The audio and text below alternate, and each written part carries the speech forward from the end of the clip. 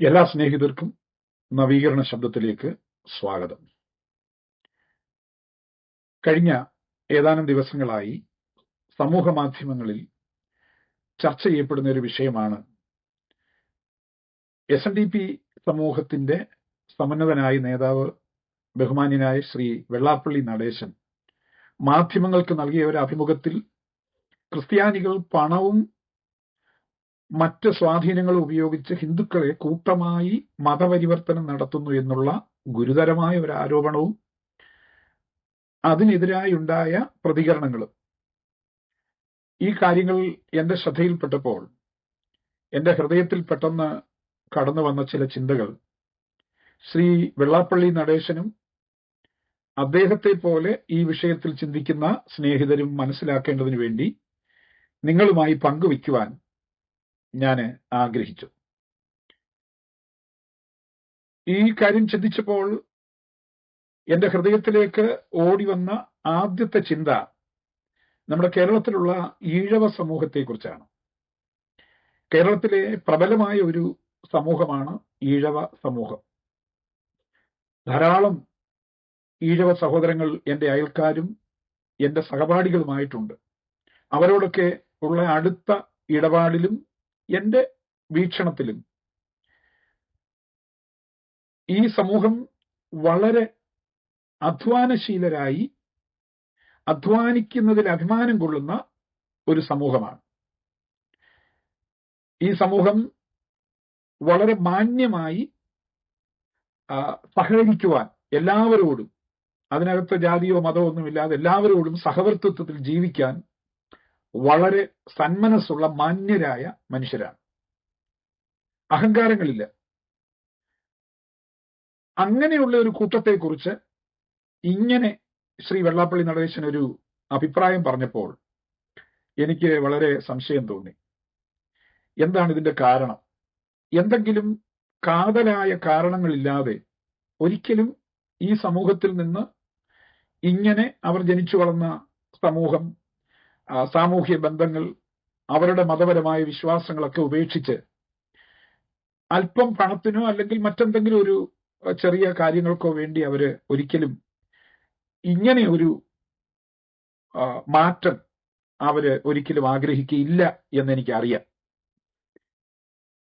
മാത്രമല്ല, ഇതേക്കുറിച്ച് ചിന്തിച്ചപ്പോൾ എന്റെ ഹൃദയത്തിലോടി വന്ന രണ്ടാമത്തെ ചിന്ത, ലോകം മുഴുവൻ സദ്ഗുരുവായി ആദരിക്കുന്ന SNDPയുടെ സ്ഥാപകനായ ശ്രീ നാരായണ ഗുരുവിനെ കുറിച്ചാണ്.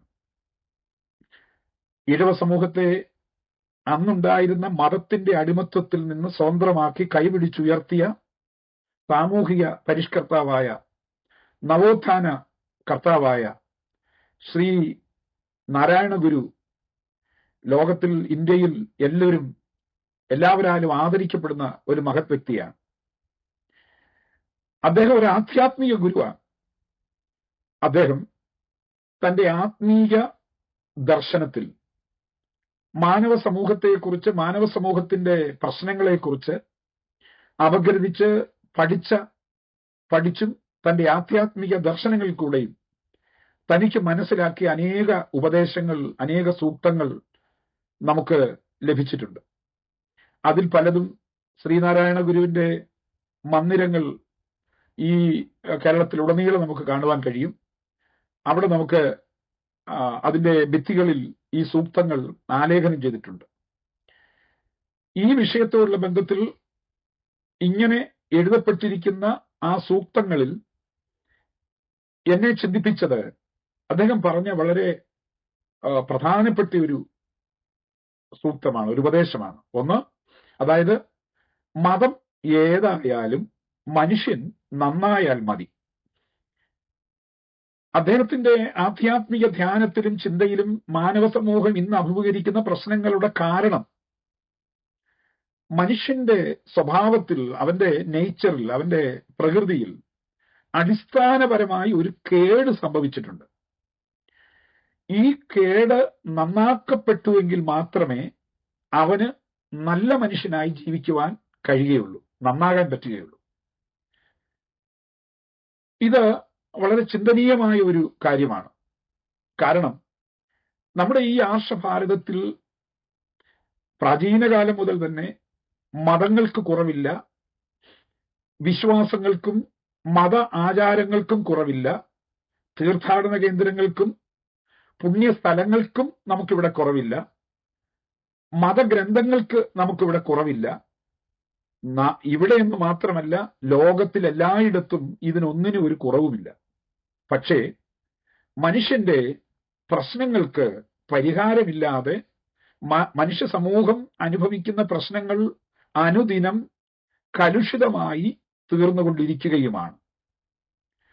അവിടെ നമ്മൾ ചിന്തിക്കേണ്ട ഒരു വിഷയം, മനുഷ്യന്റെ പ്രകൃതിയിൽ സംഭവിച്ചിരിക്കുന്ന ഈ കേട് നന്നാക്കപ്പെടുവാൻ ഇന്നുവരെ മതങ്ങൾക്കോ ആചാരങ്ങൾക്കോ ആചാര്യന്മാർക്കോ പുണ്യസ്ഥലങ്ങൾക്കോ ഒന്നും കഴിഞ്ഞിട്ടില്ല, കഴിയുകയുമില്ല എന്ന് തെളിയിക്കപ്പെട്ടിരിക്കുകയാണ്. അപ്പോൾ എങ്ങനെ മനുഷ്യന് നന്നാകുവാൻ കഴിയും? ഇതോടുള്ള ബന്ധത്തിൽ സ്വാമി വിവേകാനന്ദൻ എന്ന് പറയുന്ന ആ മഹാത്മാവ് തന്റെ ആധ്യാത്മിക ചിന്തയിൽ മനുഷ്യന്റെ പ്രശ്നങ്ങളെക്കുറിച്ച് താന് പഠിച്ചും ധ്യാനിച്ചും ഒക്കെ തനിക്ക് കിട്ടിയ ഒരു ഉൾക്കാഴ്ചയാണ്. അദ്ദേഹം ഇങ്ങനെ പറഞ്ഞു എന്നാണ് ഞാൻ കേട്ടിട്ടുള്ളത്. അതായത്, ഏത് മനുഷ്യന്റെയും ഹൃദയത്തിന്റെ അന്തർഭാഗത്ത് ഒരു ശൂന്യ സ്ഥലമുണ്ട്. ഈ ശൂന്യ സ്ഥലം സൃഷ്ടിതാവായ ദൈവം തന്നെ സൃഷ്ടിപ്പിൽ അവന്റെ ഹൃദയത്തിൽ വച്ചിരിക്കുന്നതാണ് ഒരു ശൂന്യ സ്ഥലം. അതായത് മനുഷ്യന്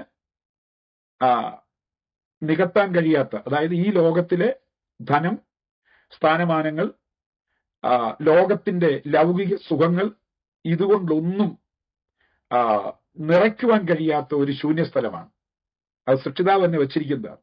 അതിന്റെ കാരണം അദ്ദേഹം പറയുന്നത്, സൃഷ്ടിതാവായ ദൈവത്തെ കൊണ്ട് മാത്രമേ ഈ ശൂന്യസ്ഥലം, സൃഷ്ടിതാവായ ദൈവം എന്ന് പറഞ്ഞാൽ സർവശക്തനായ സത്യദൈവം, ആ ദൈവത്തിന്റെ സാന്നിധ്യം കൊണ്ട് മാത്രമേ ഏത് മനുഷ്യന്റെയും ഹൃദയത്തിലുള്ള ആ ശൂന്യസ്ഥലം നിറയ്ക്കുവാൻ കഴിയുകയുള്ളൂ. ദൈവത്താൽ ഈ ശൂന്യസ്ഥലം നിറയപ്പെടുന്നത് വരെ മനുഷ്യൻ അസ്വസ്ഥനും മനുഷ്യൻ അസംതൃപ്തനും ഇങ്ങനെ പരവേശങ്ങൾ അനുഭവിക്കുന്നവനുമായിരിക്കും. അവന് സംതൃപ്തി ലഭിക്കാത്തത് കൊണ്ട്, സംതൃപ്തി ഇല്ലാത്തത് കൊണ്ട് അവൻ ധനം നേടി സംതൃപ്തിക്ക് വേണ്ടി ആഗ്രഹിക്കും. പക്ഷേ ധനത്തിന് അവന് സംതൃപ്തി കൊടുക്കാൻ പറ്റുകയില്ല. അല്പധനം സമ്പാദിക്കുമ്പോൾ അവൻ കൂടുതൽ സമ്പാദിക്കണമെന്നുള്ള ആ വ്യഗ്രതയിലേക്ക് അവനെ നയിക്കപ്പെടുകയും മരണം വരെ അസ്വസ്ഥനും സ്വസ്ഥതയില്ലാത്തവനും സമാധാനമില്ലാത്തവനുമായി ധനത്തിന്റെ പിന്നാലെ പോയി മനുഷ്യൻ നശിക്കുന്നു. ലൗകിക സുഖങ്ങളും അതുപോലെ തന്നെയാണ്. ലോകത്തിലെ വിദ്യയും അതുപോലെ തന്നെയാണ്.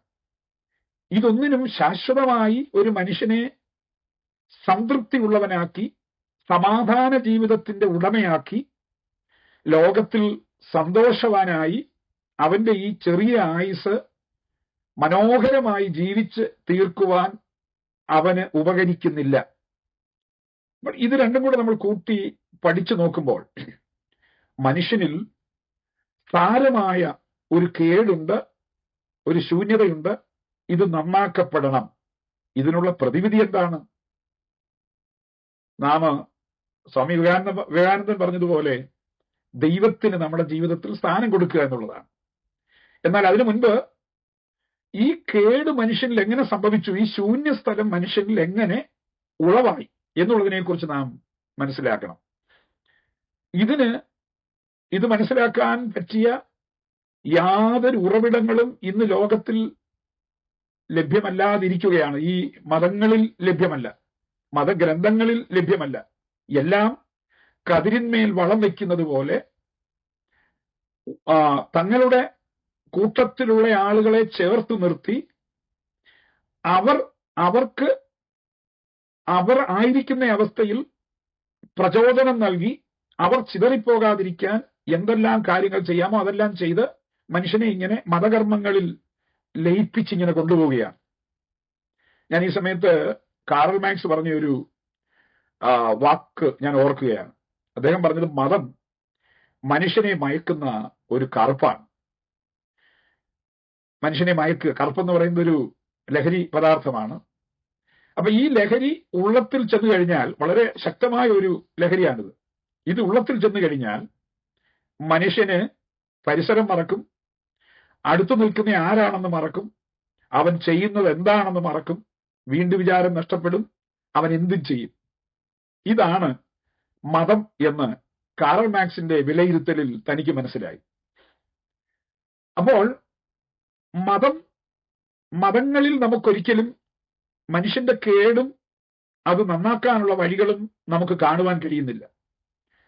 ഇന്നത്തെ ലോകത്തിലേക്ക് നമുക്ക് നോക്കൂ. ലോകത്തിൽ കാണുന്ന സകല പ്രശ്നങ്ങളുടെയും അടിസ്ഥാന കാരണം മതങ്ങളാണ്. ലോകമാകെയുള്ള മനുഷ്യ സമൂഹത്തിന്റെ സ്വസ്ഥത നഷ്ടപ്പെടുത്തി മനുഷ്യനെ കൊന്നൊടുക്കുന്ന ഏറ്റവും വലിയ ശക്തി മതമാണ്. മതങ്ങൾ കൊന്നൊടുക്കിയിട്ടുള്ളതുപോലെ മനുഷ്യരെ രാഷ്ട്രീയമായി കൊന്നൊടുക്കപ്പെട്ടിട്ടില്ല. അനേക രാഷ്ട്രീയ സംഘർഷങ്ങളുടെയും കാരണം മതങ്ങളാണ്, മതത്തെ അടിസ്ഥാനപ്പെടുത്തിയുള്ളതാണ്.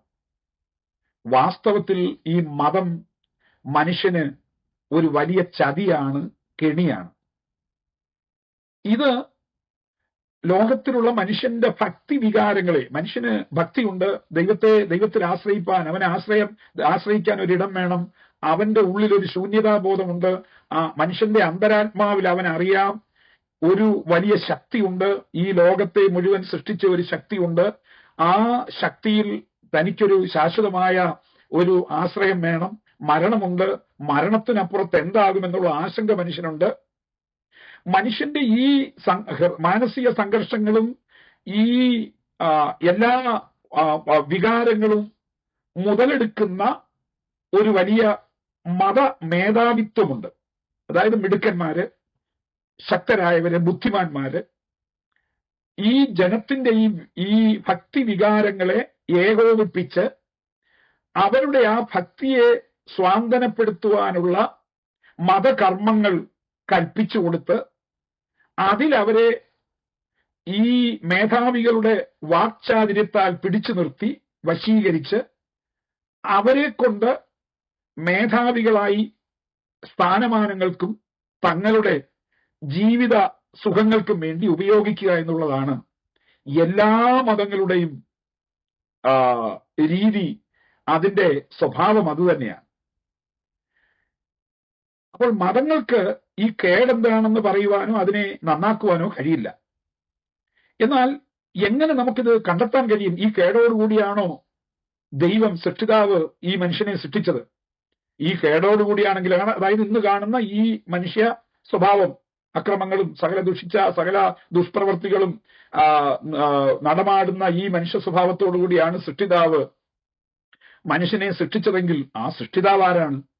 അദ്ദേഹത്തിന്റെ യോഗ്യത എന്തായിരിക്കും? അതാണോ സത്യം? എന്നാൽ ഈ യാഥാർത്ഥ്യങ്ങളുടെ അന്വേഷണത്തിന്റെ ഒടുവിൽ ഏത് സത്യാന്വേഷിയും വന്നു നിൽക്കുന്ന ഒരു പോയിന്റ് ഉണ്ട്. അത് വിശുദ്ധ ബൈബിളാണ്. വിശുദ്ധ ബൈബിൾ ഒരു മതഗ്രന്ഥമല്ല.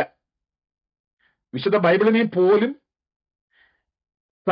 ഒരു മതഗ്രന്ഥമാക്കി മാറ്റുവാൻ വേണ്ടി ലോകത്തിൽ സകല മനുഷ്യനെയും വഞ്ചിക്കുന്ന പൈശാചിക ശക്തികൾ ശക്തമായി ശ്രമിക്കുന്നുണ്ട്. ബൈബിളിനെ ഒരു മതഗ്രന്ഥമായി ചിത്രീകരിക്കുക, ഒതുക്കുക എന്നുള്ളത്. എന്നാൽ ഇന്ന് ലോകം മുഴുവനും എത്രയും അധികം വിറ്റഴിക്കപ്പെടുന്ന പുസ്തകങ്ങളിൽ ഒന്നാണ് വിശുദ്ധ ബൈബിൾ. ഏതാണ്ട് 3000-ത്തിലധികം ഭാഷകളിലേക്ക് വിവർത്തനം ചെയ്യപ്പെട്ടുള്ള ഒരു പുസ്തകമാണ് വിശുദ്ധ ബൈബിൾ. എന്തുകൊണ്ടാണത്? ഈ ബൈബിൾ ഒരു മതഗ്രന്ഥമല്ല എന്നുള്ളത് കൊണ്ടാണ്. മറുവശത്ത് ക്രിസ്തു മതത്തെ ഒരു മതമായി കാണിച്ച് ബൈബിളിനെ ഒരു മതഗ്രന്ഥമാക്കി ലോകത്തിൽ ഒതുക്കുവാൻ വലിയ ഇരുട്ടിന്റെ പ്രവർത്തനങ്ങൾ നടക്കുന്നുണ്ട് എന്നുള്ളത് നമുക്ക് എല്ലാവർക്കും അറിയാം. എന്നാൽ സത്യദൈവത്തിന് തന്റെ സൃഷ്ടിയായ മനുഷ്യനോട് സംസാരിക്കുവാനുള്ള ദൈവത്തിന്റെ കൽപ്പനകളാണ്, ജീവിത നടപടിക്രമങ്ങളാണ് വിശുദ്ധ ബൈബിളിൽ നമുക്ക് കാണുവാൻ കഴിയുന്നത്. ഈ ബൈബിളാണ് മനുഷ്യന്റെയും ലോകത്തിന്റെയും സകല സൃഷ്ടിയുടെയും ഉറവിടത്തെക്കുറിച്ച് ഇന്ന് ലോകത്തിൽ നമുക്ക് ലഭിക്കുന്ന ഏക ഉറവിടം, ഏക ചരിത്ര രേഖ. ഇതിനെക്കുറിച്ച് മതങ്ങൾ അനവധി കാര്യങ്ങൾ പറയുന്നുണ്ട്. പക്ഷെ അതൊന്നും മനുഷ്യബുദ്ധിക്ക് നിരക്കുന്നതല്ല, യുക്തി സഹജമല്ല. ശാസ്ത്രം അനേക തിയറികൾ അതിനുവേണ്ടി പറയുന്നുണ്ട്. പക്ഷെ അതെല്ലാം മനുഷ്യർ തള്ളിക്കളഞ്ഞ തിയറികളാണ്. എന്നാൽ വിശുദ്ധ ബൈബിൾ വായിക്കുന്ന നിഷ്പക്ഷ ബുദ്ധിയോടെ പഠിക്കുന്ന ഒരു പഠിതാവിന്, ഒരു സത്യാന്വേഷിക്ക് വിശുദ്ധ ബൈബിൾ ദൈവത്തെക്കുറിച്ച് പറയുന്ന, വിശുദ്ധ ബൈബിളിൽ വെളിപ്പെടുത്തിയിരിക്കുന്ന ദൈവത്തെ അറിയുമ്പോൾ സത്യം എന്താണെന്ന് മനസ്സിലാകും. ആ ബൈബിൾ മനുഷ്യന്റെ ഉൽപ്പത്തിയെക്കുറിച്ചും മനുഷ്യന് സംഭവിച്ച ഈ കേടിനെക്കുറിച്ചും പറയുന്ന കാര്യങ്ങൾ നാം ശ്രദ്ധിക്കണം. എല്ലാം വിവരിപ്പാൻ എനിക്ക് സമയമില്ല. നിങ്ങൾ ആ ബൈബിൾ സത്യാന്വേഷികളായി സത്യം അറിയാൻ ആഗ്രഹിക്കുന്നവർ വായിക്കുവാൻ ഞാൻ നിങ്ങളോട് അപേക്ഷിക്കുകയാണ്. ദൈവം ഈ ലോകത്തെ സൃഷ്ടിച്ചത് തന്നെ മനുഷ്യന് വേണ്ടിയാണ്. സർവശക്തനായ ദൈവം തനിക്ക് മക്കളായി, തനിക്കെപ്പോഴും സഹവർത്തിത്വം ചെയ്യുവാൻ മക്കളായി മനുഷ്യനെ സൃഷ്ടിക്കുവാൻ ദൈവം ആഗ്രഹിച്ചു. അങ്ങനെ ആഗ്രഹിച്ചപ്പോൾ തന്നെ ദൈവം അതിനു മുൻപ് മനുഷ്യന് പാർക്കുവാൻ ഈ ഭൂമിയെ വളരെ മനോഹരമായി സൃഷ്ടിച്ചു. ഇന്നുള്ളതുപോലെ ഒരു ഭൂമിയുടെ അവസ്ഥയായിരുന്നില്ല അത്. മനോഹരമായ ആകാശം, ഒരു വീടിന്റെ മനോഹരമായ മേൽക്കൂര പോലെ നക്ഷത്രങ്ങളാലും സൂര്യചന്ദ്രനാലും എല്ലാം അലങ്കരിച്ച്, രാത്രിയിൽ വെളിച്ചത്തിന് വേണ്ടി ചന്ദ്രനെയും പകല് സൂര്യനെയും ഉണ്ടാക്കി, ഈ ഭൂമി ഒരു പച്ച പരവതാനി പോലെ കീടങ്ങളോ കേടുകളോ ഇല്ലാതെ മനുഷ്യനെ വിശ്രമിക്കുവാനുള്ള സ്ഥലമായി. ഭൂമിയിൽ പച്ചപ്പുള്ള സസ്യങ്ങളും പറന്നു കളിക്കുന്ന പക്ഷികളും നെടുകയും കുറുകയും നടക്കുന്ന പലതരം ജന്തുക്കളും മൃഗങ്ങളുമെല്ലാം മനുഷ്യന് താലോലിക്കുവാനും സന്തോഷിക്കുവാനുമുള്ള വസ്തുക്കളായും ദൈവം സൃഷ്ടിച്ചു. ഇങ്ങനെ ഇവയെല്ലാം സൃഷ്ടിച്ചു വെച്ചിട്ട് ഒടുവിൽ മനുഷ്യനെ സൃഷ്ടിച്ചപ്പോൾ ദൈവത്തിന്റെ ഹൃദയത്തിലെ ആഗ്രഹം വിശുദ്ധ ബൈബിളിൽ പറഞ്ഞിരിക്കുന്നത്, നാം നമ്മുടെ സാദൃശ്യത്തിലും സ്വരൂപത്തിലും മനുഷ്യനെ ഉണ്ടാക്കുക. എന്താണ് ദൈവത്തിന്റെ സാദൃശ്യം? എല്ലാ മതങ്ങളും ഒരുപോലെ പറയുന്നു. ബ്രഹ്മാവ് അല്ലെങ്കിൽ പാരക്ലീറ്റ, എന്താണ് പറയുന്നത് അതിനെ, ആത്മാവ്. വിശുദ്ധ ബൈബിളിൽ ദൈവം ഒരാത്മാവെന്നല്ല, ദൈവം ആത്മാവാകുന്നു. God is spirit. അങ്ങനെ മനുഷ്യ സമൂഹത്തിൽ ദൈവം അദൃശ്യനായി മനോഹരമായി ഈ ഭൂമിയെ സൃഷ്ടിച്ച് നമ്മുടെ കണ്ണുകൾക്ക് കാണുവാൻ കഴിയാത്ത താരഗോളങ്ങളെ എല്ലാം സൃഷ്ടിച്ച് ഈ ശൂന്യാകാശത്തിൽ ഇവയെല്ലാം തന്റെ വാക്കിന്റെ ശക്തിയാൽ നിശ്ചിത അകലത്തിൽ, നിശ്ചിത ക്രമീകരണത്തിൽ ക്രമീകരിച്ച് സൃഷ്ടിച്ച് ഈ ഭൂമിയുടെ എല്ലാ കാര്യങ്ങളും, കാലങ്ങളും കാലവർഷങ്ങളും എല്ലാം വളരെ ക്രമീകൃതമായി സൃഷ്ടിച്ച് ഈ ഭൂമിയെ അലങ്കരിച്ച് മനോഹര ഒരു ഭവനമാക്കി, ആ ഭവനത്തിലേക്കാണ് ദൈവം മനുഷ്യനെ തന്റെ മക്കളായി സൃഷ്ടിച്ച് ആക്കുവാൻ തീരുമാനിച്ചത്. അപ്പൊ ദൈവത്തിന്റെ രൂപം, ദൈവത്തിന്റെ സാദൃശ്യത്തിൽ അഥവാ ദൈവത്തിന്റെ ആ രൂപത്തിൽ മനുഷ്യനെ സൃഷ്ടിക്കുവാൻ ആഗ്രഹിച്ചു. അപ്പൊ ദൈവത്തിന്റെ രൂപം ആത്മരൂപിയാണ്. അപ്പൊ മനുഷ്യന്റെ രൂപം എന്താണ്? മനുഷ്യനും ദൈവത്തെ പോലെ തന്നെ ആത്മജീവികളാണ് നാം എല്ലാവരും. കാരണം നാം ദൈവത്തിന്റെ ഭാഗമാണ്, ദൈവത്തിന്റെ മക്കളാണ് എല്ലാ മനുഷ്യരും. എന്നാൽ ഈ ഭൗതിക ഭൂമിയിൽ മനുഷ്യന് സഞ്ചരിക്കുവാൻ, ഭൂമിയിലുള്ള ഭൗതിക വസ്തുക്കളോടും ജീവജാലങ്ങളോടും ഇടപെടുവാൻ മനുഷ്യന് ഒരു ജീവശാസ്ത്രപരമായ ഒരു വാഹനം, ഒരു ശരീരം ആവശ്യമുണ്ട്. എല്ലാ ജീവജാലങ്ങളെയും ദൈവം ഉണ്ടാകട്ടെ എന്ന് പറഞ്ഞപ്പോൾ തന്റെ ആഴമേറിയ ജ്ഞാനത്തിൽ ഇവയെല്ലാം ഭൂമിയിൽ ആവശ്യമുള്ളതെല്ലാം ഉളവായി വന്നു. എന്നാൽ മനുഷ്യനെ, തന്റെ മക്കളെ സൃഷ്ടിച്ചപ്പോൾ അവർക്ക് വേണ്ടി ദൈവം പ്രത്യേകാൽ ഈ ഭൂമിയിൽ നിന്ന് മണ്ണുകൊണ്ട് ഒരു മനുഷ്യ രൂപത്തെ ഡിസൈൻ ചെയ്ത് രൂപപ്പെടുത്തി രൂപകൽപ്പന ചെയ്ത് മനോഹരമാക്കി അതിശയകരമായി അത്ഭുതകരമായി ഉണ്ടാക്കി ഈ ശരീരത്തിന്മേൽ ദൈവത്തിന്റെ ജീവൻ ഊതി മനുഷ്യനെ ജീവനുള്ളവനാക്കി തീർത്തു. അങ്ങനെ നാം ദൈവത്തിന്റെ ജീവനിൽ നിന്ന് ദൈവത്തിൽ നിന്ന് പുറപ്പെട്ടു വന്ന ജീവാത്മാക്കളാണ് ഓരോ മനുഷ്യനും. ഈ മനുഷ്യൻ ഈ മണ്ണാകുന്ന ഈ കൂടാരത്തിൽ പാർക്കുകയാണ്, ഈ ലോകത്തിൽ ജീവിക്കും. ഇനി ദൈവത്തിന്റെ സാദൃശ്യം, ദൈവത്തിന്റെ സ്വരൂപം എന്ന് പറയുന്നത് സത്യം, നീതി, വിശുദ്ധി. അതായത് ദൈവം എന്ന് പറയുന്നത് അവൻ സത്യത്താൽ നിറഞ്ഞവനും നീതിമാനും പരിശുദ്ധനുമാണ്, വിശുദ്ധനുമാണ്. ഇതാണ് ദൈവത്തിന്റെ സ്വരൂപം. ആ മഹത്വമേറിയ സ്വരൂപങ്ങളുടെ ഉടമയായ സർവശക്തൻ തന്റെ മക്കളെയും സൃഷ്ടിച്ചത് ഈ സ്വരൂപത്തോടു കൂടിയാണ്.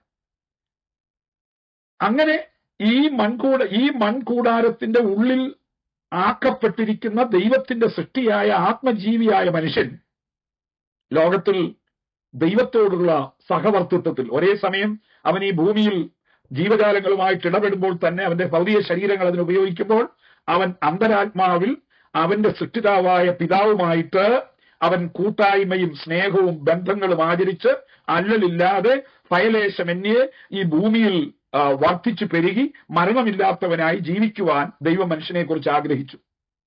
പക്ഷേ ഇതിന്റെ ഇടയിൽ ഒരു പ്രശ്നമുണ്ടായി. അതായത് ദൈവത്തിന്റെ സേവക ആത്മാക്കളായി സൃഷ്ടിക്കപ്പെടുന്ന ദൂതന്മാരുടെ അനേക സഞ്ചയങ്ങളുണ്ട്, അനേക ഗണങ്ങളുണ്ട്, അനേക കൂട്ടങ്ങളുണ്ട്.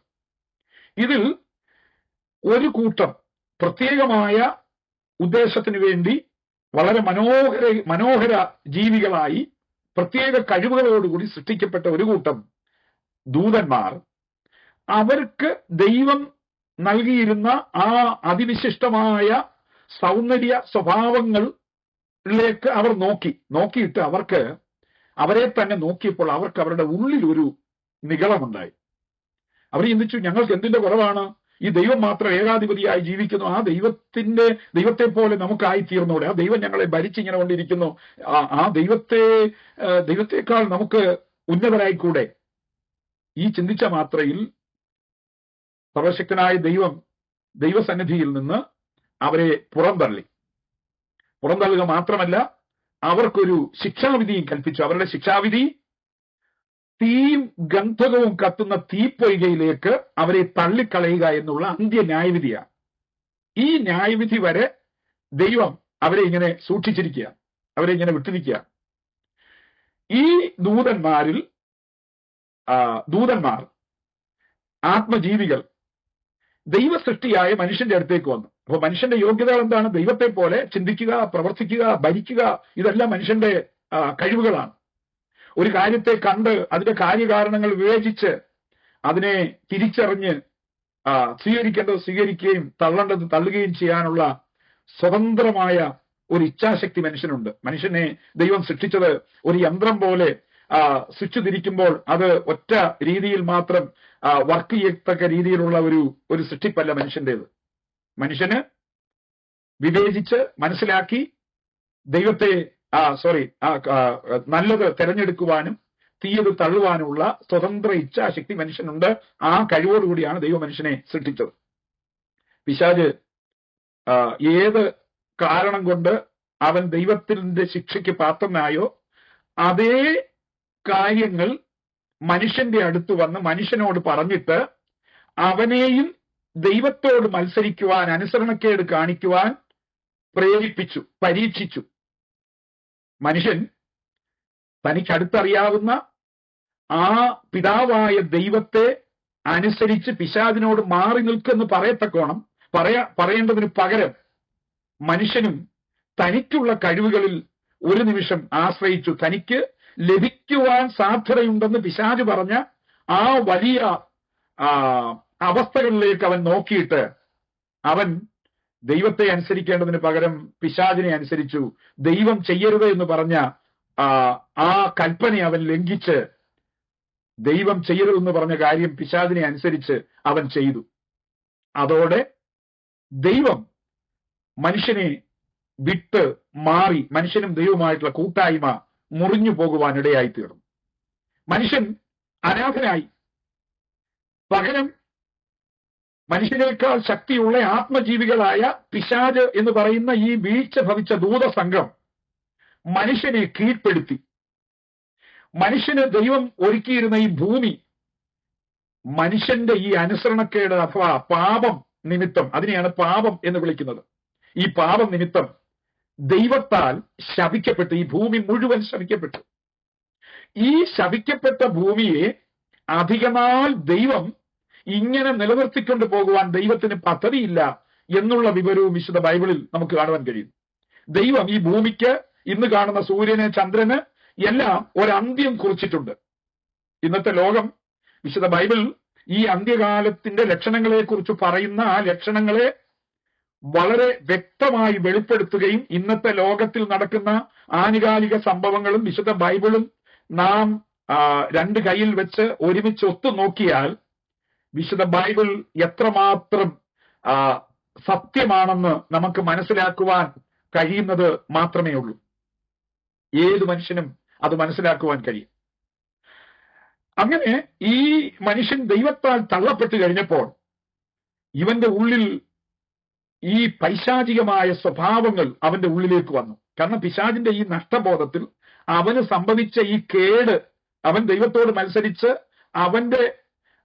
അവൻ ദൈവത്താൽ ശപിക്കപ്പെട്ട് ശിക്ഷ വിധിക്കപ്പെട്ട് കഴിഞ്ഞപ്പോൾ ഇവന്റെ ഹൃദയത്തിൽ പിന്നീട് ഇവന്റെ സ്വഭാവം പിന്നീട് വൈരാഗ്യവും സകല ചതിയും വഞ്ചനയും കള്ളവും സകലവിധമാകുന്ന ദുഷ്പ്രവൃത്തികളും ഇവനിൽ നിന്ന് ഉളവാകുവാനിടയായി.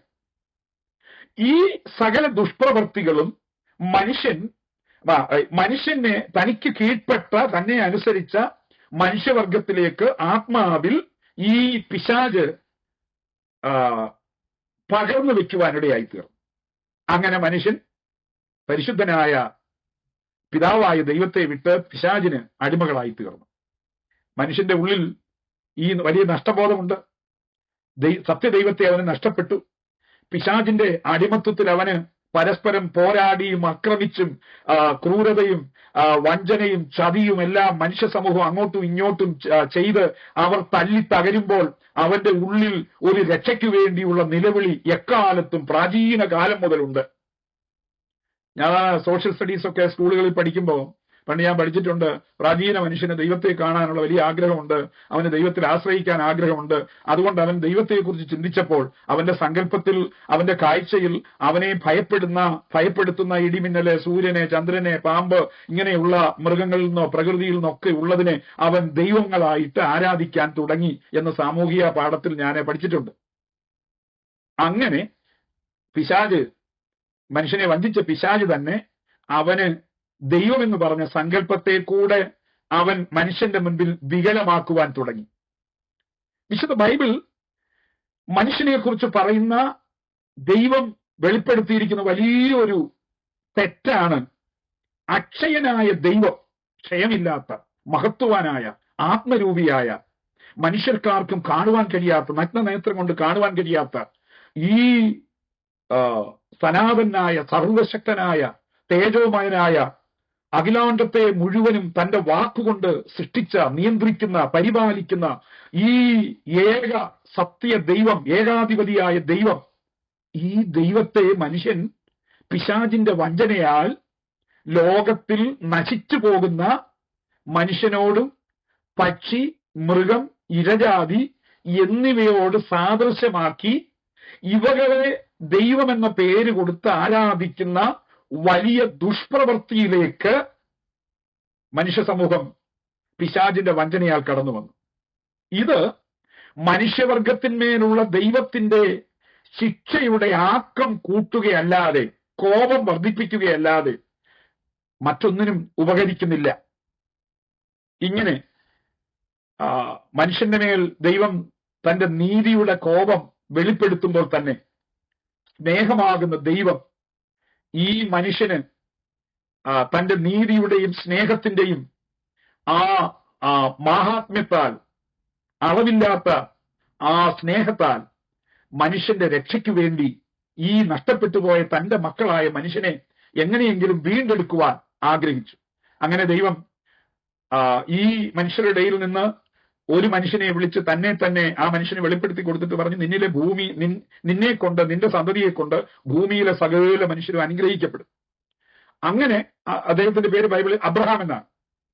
ഈ അബ്രഹാമിനെ ദൈവം വിളിച്ചു. അബ്രഹാം ഈ ദൈവത്തെ അനുസരിച്ചു, ദൈവം പറഞ്ഞതുപോലൊക്കെ ചെയ്തു. ദൈവത്തെ ആരാധിക്കാൻ ദൈവം പറഞ്ഞ ആ നിലവാരത്തിലൊക്കെ അവൻ ദൈവത്തെ ആരാധിച്ചു. അങ്ങനെ ഒരു സമൂഹം ലോകത്തിലുണ്ടായി. അതാണ് യഹൂദ മതം അഥവാ ഇന്നത്തെ ഇസ്രായേൽ എന്ന് പറയുന്ന ആ സമൂഹം. അവരെ കുറിച്ച് ദൈവം ആഗ്രഹിച്ചത് ഈ സത്യദൈവത്തെക്കുറിച്ച് അവര് ലോകം മുഴുവനുമുള്ള മറ്റ് ദൈവത്തെ അറിയാത്ത മനുഷ്യരോട് പറഞ്ഞ് ഈ ദൈവത്തെ അവർക്ക് പരിചയപ്പെടുത്തി അവരെ സത്യദൈവത്തിലേക്ക് മടക്കിക്കൊണ്ടുവരുവാൻ ഇവരെ ഉത്തരവാദിത്വം ദൈവം ഏൽപ്പിച്ചു. പക്ഷേ എന്തു പറയട്ടെ, പിശാചിന്റെ ആധിപത്യത്തിൽ കഴിയുന്ന ഈ ഭൂമിയിൽ ഈ മനുഷ്യരും അതിന് പിശാചിന്റെ ആ വഞ്ചനയ്ക്ക് വശവതരായി. നാളുകൾ തലമുറകൾ കഴിഞ്ഞപ്പോൾ ഇവരും ഒരു വലിയ ദേവാലയമൊക്കെ ഉണ്ടാക്കി. ആ ദേവാലയത്തിൽ ആഘോഷങ്ങളും ചടങ്ങുകളും കർമ്മങ്ങളുമായി അവിടെ പൗരോഹിത്യ മേധാവിത്വങ്ങളും വസ്ത്രാലങ്കാരങ്ങളും ഒക്കെ ആയിട്ട് അവരങ്ങ് ഒതുങ്ങി. അവരുടെ ദൗത്യം മറന്നു. ഈ രക്ഷിതാവായ പിതാവായ സത്യദൈവത്തെ ലോകത്തിന് പരിചയപ്പെടുത്തുന്നതിൽ അവർ പരാജയപ്പെട്ടു.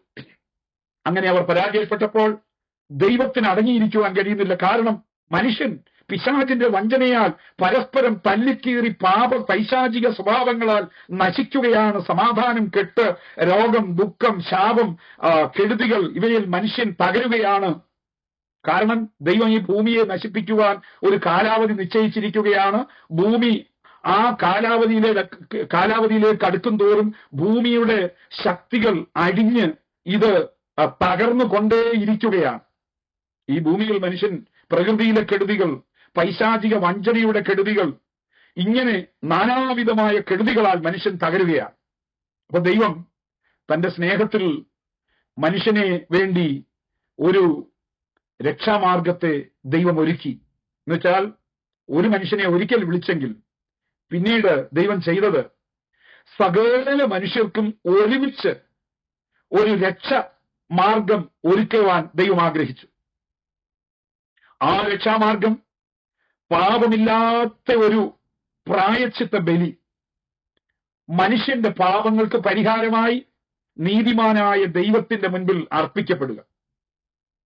അതിന് ലോകത്തിൽ യോഗ്യമായിരിക്കുന്ന ഒരു വസ്തുവും വ്യക്തികളും ഒന്നും ലോകത്തിലില്ല. നാളുകളായി മതങ്ങൾ ഈ തങ്ങളുടെ പാപ പരിഹാരത്തിന് വേണ്ടി മൃഗബലിയും നരബലിയും ഒക്കെ നടത്തി ദൈവത്തെ പ്രസാദിപ്പിക്കുവാൻ നോക്കുന്നുണ്ട്. പക്ഷെ കഴിയുന്നില്ല. മനുഷ്യൻ പിന്നെയും പൈശാചിക സ്വഭാവങ്ങളിലേക്ക് പോവുകയാണ്. ഇതൊന്നും മനുഷ്യനെ മനുഷ്യനാക്കി മാറ്റുവാൻ കഴിയുന്നില്ല. ഇങ്ങനെ ദൈവത്തിന്റെ ആ വലിയ സ്നേഹത്തിലും തന്റെ വലിയ കരുണയിലും ആ പിതാവായ ദൈവം തന്നെ തനിക്ക് പിശാചിന്റെ വഞ്ചനയിൽപ്പെട്ട് നശിച്ചുപോയ, തന്നെ വിട്ടുപോയ മനുഷ്യനെ രക്ഷിക്കുവാനുള്ള തന്റെ ഹൃദയത്തിലെ ആഴമായ സ്നേഹത്താൽ ദൈവം തന്നെ മനുഷ്യനായി ലോകത്തിലേക്ക് വരുവാൻ തീരുമാനിച്ചു. മറ്റൊരു മാർഗവുമില്ല. മറ്റ് ദൈവമുൻപിൽ അർപ്പിക്കപ്പെടുവാൻ യോഗ്യമായ ഒന്നുമില്ല. എല്ലാം മനുഷ്യന്റെ പാപം നിമിത്തം ഈ ഭൂമി മുഴുവൻ ശപിക്കപ്പെട്ടതാകയാൽ നീതിമാനായ ദൈവത്തിന്റെ മുൻപിൽ അർപ്പിക്കപ്പെടുവാൻ യോഗ്യമായ ഒന്നും ഈ ലോകത്തിലില്ല. പാപത്തിന്റെ പ്രായശ്ചിത്തമായി അർപ്പിക്കപ്പെടുവാൻ.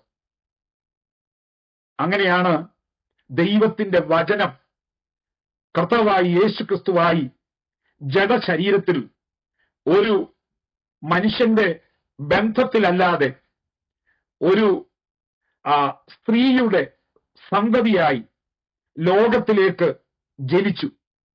ലോകത്തിലേക്ക് ജനിച്ച് ഈ ലോകത്തിലെ ഏറ്റവും താഴ്ന്ന അവസ്ഥ മുതൽ ഏറ്റവും ഉന്നതമായ അവസ്ഥ വരെയുള്ള എല്ലാ മണ്ഡലങ്ങളിലും തന്റെ ജനനത്തിലും തന്റെ മരണത്തിലും, തന്റെ ജനനത്തിൽ അവൻ ഏറ്റവും ദരിദ്രനായി ജനിച്ചു, തന്റെ മരണത്തിൽ അവൻ ഏറ്റവും സമ്പന്നന്മാരോടുകൂടെ അടക്കപ്പെട്ടു. ഇങ്ങനെ ജീവിതത്തിന്റെ ചെറുതു മുതൽ വലുതുവരെയുള്ള എല്ലാ ജീവിത നിലവാരങ്ങളിലും മനുഷ്യന്റെ അവസ്ഥകൾ, മനുഷ്യന്റെ മാനസിക, ശാരീരിക, ഭൗതികമായ എല്ലാ അവസ്ഥകളിലുള്ള പ്രശ്നങ്ങളും തന്റെ ഈ 33 വരെയുള്ള വയസ്സിൽ യേശുക്രിസ്തു അനുഭവിച്ച് അറിയുവാനിടയായി തീർന്നു, ഒരു മനുഷ്യൻ എന്നുള്ള നിലയിൽ. അങ്ങനെ ഈ കർത്താവായ യേശുക്രിസ്തു 33.5 വയസ്സ് വരെ ലോകത്തിൽ ജീവിച്ചിരുന്ന് അന്നത്തെ ലോകത്തിൽ കർത്താവ് എല്ലാ മനുഷ്യരുടെ അടുക്കൽ, കുടിൽ മുതൽ കൊട്ടാരം വരെ എന്ന് നാം ഇന്ന് പറയുന്നത് പോലെ എളിയവർ മുതൽ വലിയവർ വരെ കർത്താവ് നടന്നു. ഈ ലോകം എന്താണ്, ലോകത്തെ സൃഷ്ടിച്ചത് ആരാണ്, സത്യദൈവം ആരാണ് എന്നുള്ള മഹത്തേറിയ സത്യങ്ങൾ ലോകത്തിന് വെളിപ്പെടുത്തി കൊടുത്തു. ദൈവത്തെ നാം എങ്ങനെ ആരാധിക്കണം, മനുഷ്യന്റെ മരണത്തിനപ്പുറത്ത് ഉള്ള ജീവിതം, ലോകത്തിന്റെ ഭാവി, മനുഷ്യന്റെ ഭാവി, ഇവയെല്ലാം ലോകത്തിന് വെളിപ്പെടുത്തി ഉപദേശിച്ചു കൊടുത്തു. ഇതെല്ലാമാണ് വിശുദ്ധ ബൈബിളിന്റെ ഉള്ളടക്കം. എന്നിട്ട് സകല മനുഷ്യർക്കും രക്ഷ പ്രാപിക്കേണ്ടതിന് വേണ്ടി സകല മനുഷ്യരുടെയും പാപങ്ങളുടെ പ്രായശ്ചിത്തമായി യേശുക്രിസ്തു ലോകത്തിൽ ജീവിച്ചിരുന്ന സമയത്ത് യേശുവിനെ നോക്കിയിട്ട് അന്ന് ജീവിച്ചിരുന്ന ഒരു പ്രവാചകൻ വിളിച്ചു പറഞ്ഞത് ഇങ്ങനെയാണ്: ഇതാ ലോകത്തിന്റെ പാപത്തെ ചുമന്ന് മാറ്റുന്ന ദൈവത്തിന്റെ കുഞ്ഞാട്. ഈ കുഞ്ഞാട് അർപ്പിക്കപ്പെട്ടുവെങ്കിൽ മാത്രമേ ലോകത്തിന്റെ പാപങ്ങൾക്ക് പരിഹാരമുണ്ടാകുകയുള്ളൂ. അങ്ങനെ ഈ കർത്താവായ യേശുക്രിസ്തു തന്റെ നല്ല യൗവനത്തിൽ 3.5 വയസ്സുള്ളപ്പോൾ തന്നെ ശത്രുക്കളുടെ കയ്യിൽ, തന്റെ ശത്രുക്കളെന്ന് ലോകം പറയുന്ന, അവർ തന്നെ പറയുന്ന തനിക്കെതിരെ നിൽക്കുന്ന ജനത്തിന്റെ അടുക്കിലേക്ക്, കർത്താവിന് അവരാരും ശത്രുക്കളല്ല. കർത്താവ് യേശുക്രിസ്തു പ്രാർത്ഥിച്ചത് നമുക്കറിയാം: ഇവരോട് ക്ഷമിക്കണമേ, ഇവരറിയുന്നില്ല എന്താണ് ഇവർ ചെയ്യുന്നതെന്ന്. അവരുടെ കയ്യിൽ തന്നെ ലോകത്തിന്റെ പാപത്തിന് പരിഹാരമായി തന്റെ ജീവനെ അർപ്പിക്കപ്പെടുവാൻ ഏൽപ്പിച്ചു കൊടുത്തു. അങ്ങനെ യേശുക്രിസ്തു ഇന്നേക്ക് 2020 വർഷങ്ങൾക്ക് മുൻപ് ഭൂമിയുടെ മധ്യസ്ഥലമായ പാലസ്തീനിൽ ഒരു ചെറിയ കുന്നിന്മേൽ ഭൂലോകത്തിന്റെ മധ്യസ്ഥാനത്ത് സകല മനുഷ്യർക്കും രക്ഷയ്ക്കു വേണ്ടി സകല മനുഷ്യനും, ഒരു മനുഷ്യൻ ദൈവത്തോട് പാപം ചെയ്ത നിമിത്തം സകല മനുഷ്യരും പാപികളായി തീർന്നു. എന്നാൽ ഒരു മനുഷ്യന്റെ ദൈവമുൻപിലുള്ള പാപമില്ലാത്ത ഒരു മനുഷ്യന്റെ യാഗം നിമിത്തം സകല മനുഷ്യർക്കും രക്ഷ വരേണ്ടതിന് തന്റെ ജീവനെ കാൽവറി ക്രൂശിൽ ബലിയായി തന്റെ രക്തം ചൊരിഞ്ഞ് മനുഷ്യനെ ദൈവത്തിന്റെ മുൻപിൽ പ്രായശ്ചിത്തമാകുവാൻ തന്നെ ഏൽപ്പിച്ചു കൊടുത്തു. അങ്ങനെ യേശുക്രിസ്തു മാനവജാതിയുടെ പാപത്തിനു വേണ്ടി പ്രായശ്ചിത്ത യാഗമായി മരിച്ചിട്ട് 3-ാമത്തെ ദിവസം യേശുക്രിസ്തു മരണത്തിൽ നിന്ന് ഉയർത്തെഴുന്നേറ്റു.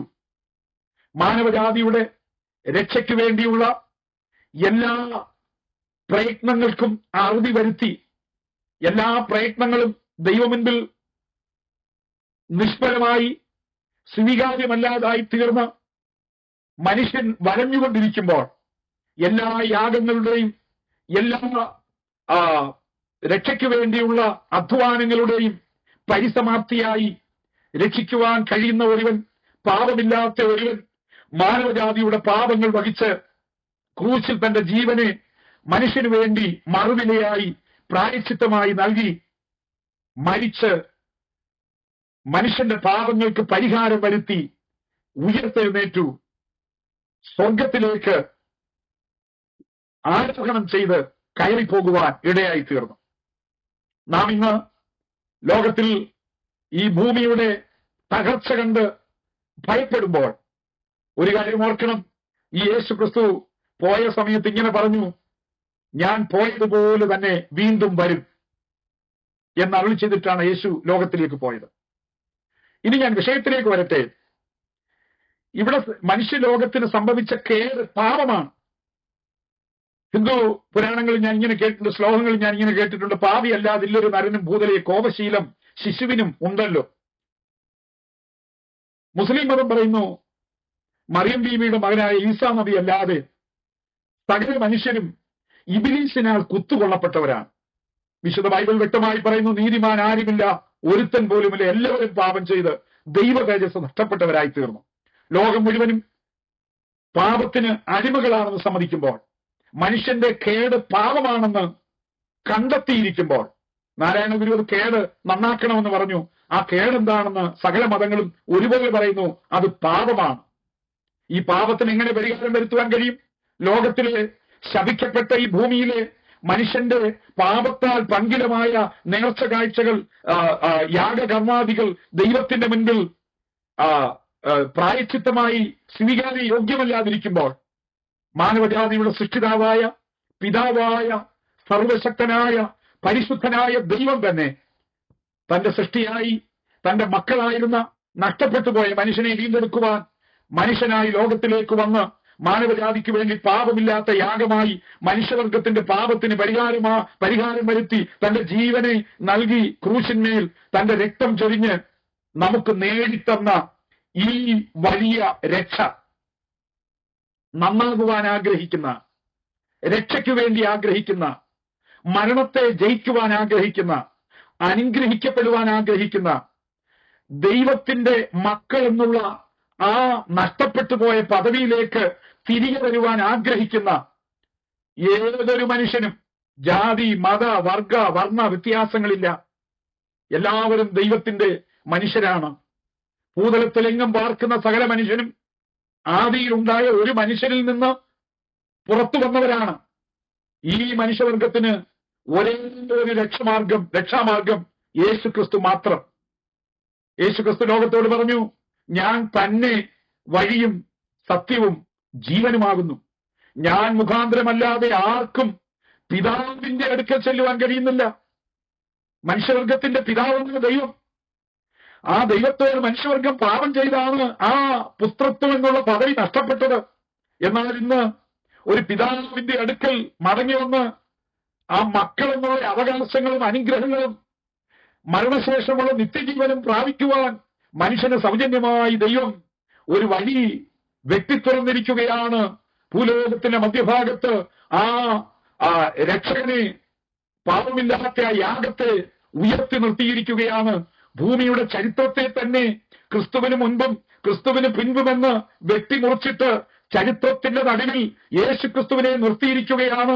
ലോകത്തിൽ ഒരു മനുഷ്യൻ പോലും യേശുവിനെ തൊടാതെ ഒരു കാര്യവും ചെയ്യുവാൻ കഴിയാതെ വണ്ണം, യേശുവിനെ അറിയാതെ ഒന്നും ഒരു മനുഷ്യർക്കും പോകുവാൻ കഴിയാതെ വണ്ണം ചരിത്രത്തിന്റെ നടുവിൽ ക്രിസ്തുവിന് മുൻപും ക്രിസ്തുവിന് പിൻപുമെന്ന് ലോക ചരിത്രത്തെ മുറിച്ച് ആ ചരിത്രത്തിന്റെ നടുവിൽ യേശുവിനെ സർവശക്തനായ ദൈവം ഉയർത്തി നിർത്തിയിരിക്കുകയാണ്.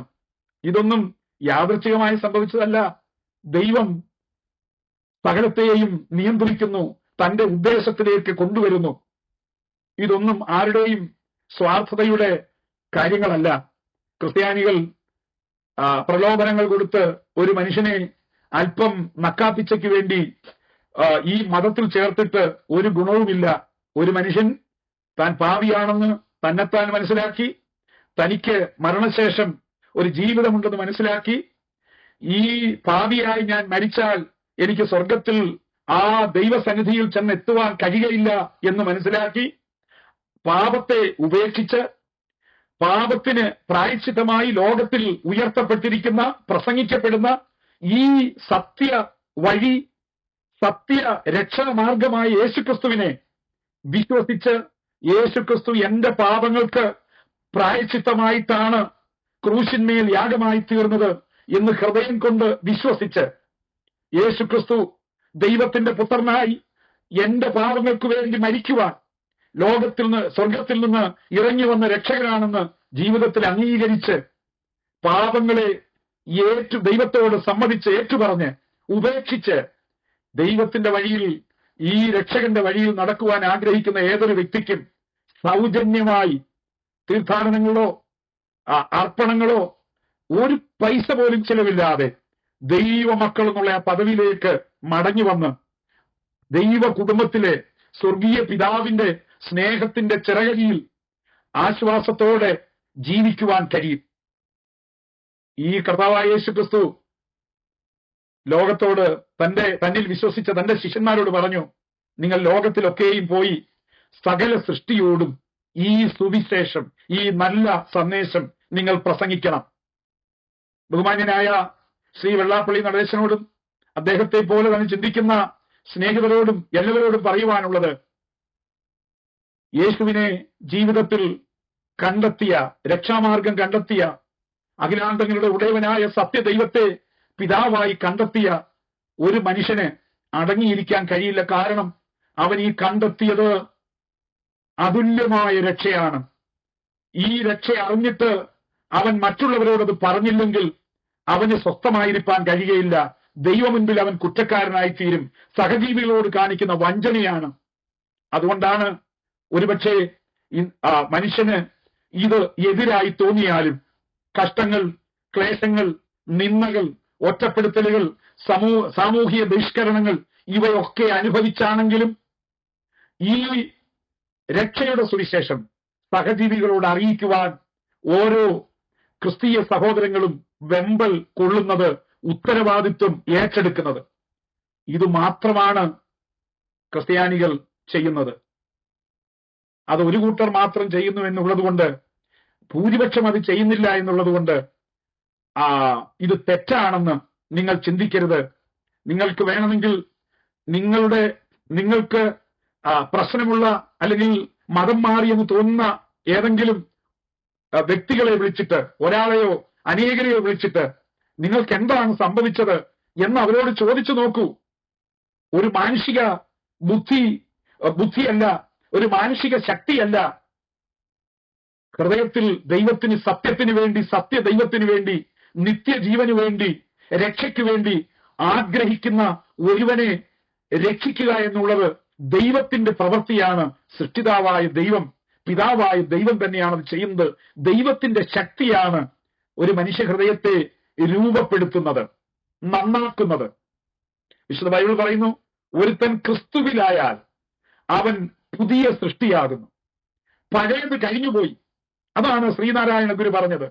കേട് മാറി, അവൻ നന്നാകുന്നു, പുതിയ സൃഷ്ടിയാകുന്നു. അവന്റെ ഹൃദയത്തിന്റെ നിലവാരം മാറുന്നു. നിങ്ങളുടെ കണ്ണുകളുടെ മുൻപിൽ നിങ്ങൾ സത്യത്തിന് നേരെ കണ്ണടയ്ക്കുകയില്ല എങ്കിൽ, കണ്ണു തുറന്ന് നിങ്ങൾ യേശുവിനെ പ്രസംഗിക്കുന്ന വ്യക്തികളിലേക്ക് നോക്കൂ. ജാതിയില്ല, മതത്തിന്റെ അതിർത്തികളില്ല, പേരിന്റെ അതിർത്തികളില്ല. നിങ്ങൾ ചിന്തിച്ചു നോക്കൂ. അവരുടെ ഇടയിൽ വിദ്യാസമ്പന്നർ മുതൽ വിദ്യാവിഹീനർ വരെയുണ്ട്. ജീവിത ക്ലേശങ്ങളിൽ, സാമ്പത്തിക നിലവാരത്തിൽ താഴെയുള്ളവരുണ്ട്. വലിയ കോടീശ്വരന്മാരുണ്ട്. ഇവരെല്ലാം ഒരേ കാര്യം, യേശു ഞങ്ങളെ രക്ഷിച്ചു, യേശുവിൽ കൂടെ ഞങ്ങൾ ദൈവത്തിന്റെ മക്കളായി തീർന്നു. വിശുദ്ധ ബൈബിൾ പ്രഖ്യാപിക്കുന്ന മാനവജാതിക്ക് വേണ്ടിയുള്ള ഒരു വലിയ പ്രഖ്യാപനമുണ്ട്. മനുഷ്യജാതിയെ കീഴ്പ്പെടുത്തിയിരിക്കുന്ന പൈശാചിക സ്വഭാവങ്ങളാൽ വഞ്ചിക്കുന്ന പൈശാചിക മോഹങ്ങളാൽ അതിർത്തിയിൽ നിന്ന് അതിർത്തിയിലേക്ക്, നാശത്തിലേക്ക്, ദുർമോഹങ്ങളിലേക്ക്, ദുരാഗ്രഹങ്ങളിലേക്ക്, വഞ്ചനയിലേക്ക്, ചതിയിലേക്ക് തള്ളിവിടുന്ന പൈശാചിക ശക്തികളെ ജയിച്ച് ദൈവത്തിന്റെ മക്കളായി തീരുവാൻ ദൈവം വിശുദ്ധ ബൈബിളിൽ നടത്തിയിരിക്കുന്ന ഒരു വലിയ അധികാരത്തിന്റെ കൈമാറ്റമുണ്ട്. അതാണ് വിശുദ്ധ യോഹന്നാന്റെ സുവിശേഷം 1-ാം അധ്യായം 12-ാം വാക്യം. അവിടെ വായിക്കുന്നു, യേശുവിനെ കൈക്കൊണ്ട് അവന്റെ നാമത്തിൽ വിശ്വസിക്കുന്ന ഏവർക്കും ദൈവത്തിന്റെ മക്കളായി തീരുവാൻ ദൈവം അധികാരം കൊടുത്തിരിക്കുകയാണ്. ഈ അധികാരം പിശാചിന്മേലുള്ള അധികാരമാണ്. മനുഷ്യ സമൂഹത്തെ വഞ്ചിക്കുന്ന, പാപത്തിന്റെ ആസക്തി ഉളവാക്കുന്ന, മദ്യപാനത്തിന്റെ ആസക്തി ഉളവാക്കുന്ന, മരണഭീതി ഉളവാക്കുന്ന, രോഗത്തിന് അടിമയാക്കുന്ന, കഷ്ടങ്ങളിലേക്ക് തള്ളിവിടുന്ന, ശാപത്തിന്റെ അടിമയാക്കുന്ന എല്ലാ പൈശാചിക ശക്തികളുമേലുള്ള അധികാരം ഉപയോഗിക്കുവാൻ യേശുക്രിസ്തുവിന്റെ നാമത്തിൽ ദൈവം ഓരോ മനുഷ്യനും അധികാരം നൽകിയിരിക്കുകയാണ്. ഈ അധികാരം ഉപയോഗിച്ച് മനുഷ്യൻ സത്യം കണ്ടെത്തി അവൻ സത്യദൈവത്തിലേക്ക് വരുന്നു എന്ന് മാത്രമേ ഉള്ളൂ. ഇതൊരു മതമല്ല, ഇത് നിത്യജീവനിലേക്കുള്ള ഒരു പാത മാത്രമാണ്.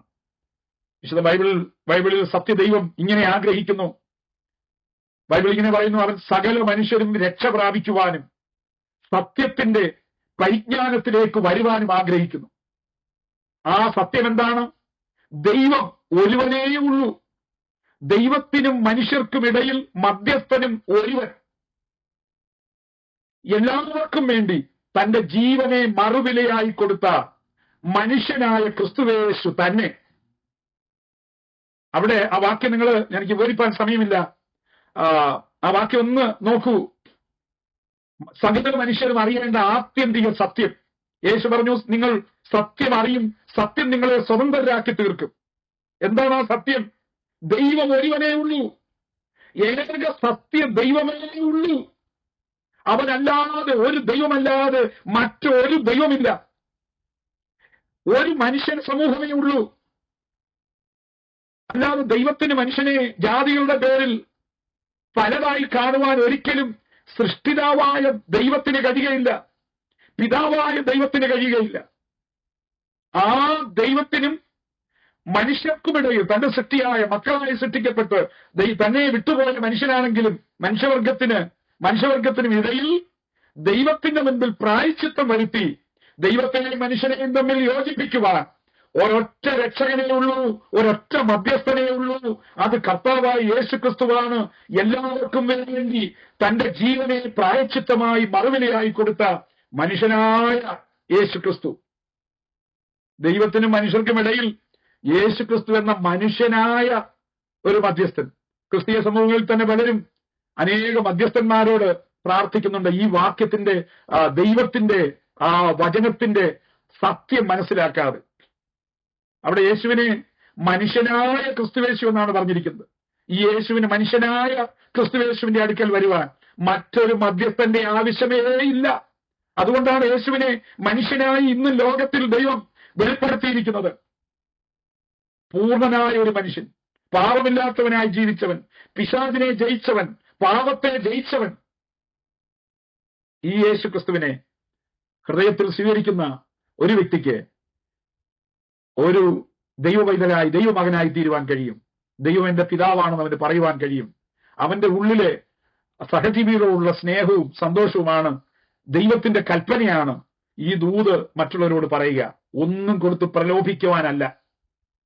പട്ടിണിയാണെങ്കിൽ പട്ടിണി സഹിച്ചുകൊണ്ട്, കഷ്ടതയാണെങ്കിൽ കഷ്ടത സഹിച്ചുകൊണ്ട്, കിട്ടിയാൽ കഴിക്കുക, ഇല്ലെങ്കിൽ കഴിക്കാതെ മരണം വരെ ഈ സത്യദൈവത്തിന്റെ സാക്ഷികളായി ജീവിക്കുക എന്നുള്ള ഈ രക്ഷയെ മറ്റുള്ളവരോട്, സഹജീവികളോട് പറയുക എന്നുള്ളത് തങ്ങളുടെ ഉള്ളിലുള്ള സഹജീവികളോടുള്ള സ്നേഹമാണ്. അതുകൊണ്ട് ബഹുമാന്യരായ ഈ ശ്രീ വെള്ളാപ്പള്ളി നടേശനോടും സ്നേഹിതരോടും, പ്രത്യേകിച്ച് പല മാധ്യമങ്ങളും ഇതൊരു സാമൂഹിക ഉന്നമനത്തിന് വേണ്ടിയുള്ള മനുഷ്യന്റെ മനംതിരിവ അല്ലെങ്കിൽ മതം മാറ്റമാണെന്നൊക്കെ പറയുന്നുണ്ട്. സമൂഹത്തിലെ അപകർഷതാബോധങ്ങൾ മാറാൻ വേണ്ടി. അതൊന്നുമല്ല. സത്യമായി യേശുവിനെ അറിഞ്ഞ ഒരു വ്യക്തികളെ, ഏത് പേരുള്ളവരായിക്കോട്ടെ, മുസ്ലിം പേരോ ഹിന്ദു പേരോ ക്രിസ്തീയ പേരോ, ഞാൻ ഒരു മതം വിട്ട് ഈ യേശുവിലേക്ക് വന്നയാളാണ്. വിളിച്ചു ചോദിക്കും, എന്തുകൊണ്ട് നിങ്ങൾ ഇതിലേക്ക് വന്നു? എന്താണ് നിങ്ങൾ ഇങ്ങനെ മാറാനുള്ള കാരണം? ഇത് ശരിയല്ല, ശരിയാണോ എന്ന് നിങ്ങൾ ചോദിച്ചു നോക്കൂ. അവർ പറയും അവർ എന്താണ് സംഭവിച്ചത്. ദൈവം എല്ലാ കേൾവിക്കാരെയും അനുഗ്രഹിക്കട്ടെ. യേശു ക്രിസ്തു മടങ്ങി വരുമെന്ന് പറഞ്ഞിട്ട് പോയി. ആ മടങ്ങി വരവിന്റെ ലക്ഷണങ്ങൾ വിശുദ്ധ ബൈബിളിൽ പറഞ്ഞിരിക്കുന്ന സംഭവങ്ങളുടെ വലിയ പ്രകമ്പനമാണ് ഇന്ന് ലോകത്തെ മുഴുവൻ ഉലച്ചുകൊണ്ടിരിക്കുന്നത്. താമസമിന യേശു ക്രിസ്തു ഈ ഭൂമിയിലേക്ക് മടങ്ങി വരും. ഇന്ന് ദൈവം നൽകിയ ഈ ഭൂമിയെ നശിപ്പിക്കുന്നതിനും യേശു ക്രിസ്തുവിന്റെ മരണത്തിനുമിടയിൽ ജീവിച്ചിരിക്കുന്ന മനുഷ്യർക്ക്, മനസ്സുള്ളവർക്കെല്ലാം രക്ഷ പ്രാപിക്കുവാൻ സൗജന്യമായി നീതിമാനും സ്നേഹവാനുമായ സർവശക്തനായ ദൈവം ഒരു വഴി തുറന്നു വെച്ചിരിക്കുകയാണ്. സൗജന്യമായി ഈ വിളി കേൾക്കുവാൻ കാതുള്ള ഏവർക്കും കേട്ട് ഈ രക്ഷ പ്രാപിക്കാം. യേശുവിലേക്ക് വരാം, യേശുവിനെ കുറിച്ച് പഠിക്കാം, യേശു എന്താണ് ചെയ്തതെന്ന് വിശുദ്ധ ബൈബിൾ നിഷ്പക്ഷമായി ഒന്ന് വായിച്ചു നോക്കാം. ബൈബിളിലെ സത്യങ്ങൾ അറിയാതെ നമ്മൾ എന്തെങ്കിലുമൊക്കെ വിളിച്ചു പറഞ്ഞാൽ ഇതൊരു മതവൈരാഗ്യം ഉളവാക്കി സമൂഹത്തിൽ കലുഷിത അന്തരീക്ഷം ഉണ്ടാക്കാമെന്നല്ലാതെ മറ്റൊന്നിനും ഇത് ഉപകരിക്കുകയില്ല എന്നുകൂടി ചാനലുകളും ഈ നേതാക്കന്മാരും ഒക്കെ ഒന്ന് അറിഞ്ഞിരിക്കുവാൻ വളരെ വിനീതമായി അപേക്ഷിച്ചുകൊണ്ട് ഞാൻ എന്റെ വാക്കുകൾ നിർത്തുന്നു. അല്പസമയം ദീർഘിച്ചു പോയെങ്കിലും ഇത് നിങ്ങളോട് പറയാതിരിക്കാൻ പറ്റില്ല. അതുകൊണ്ട് പറഞ്ഞതാണ്. ദൈവം നിങ്ങളെ അനുഗ്രഹിക്കുമാറാകട്ടെ. Thank you. നന്ദി.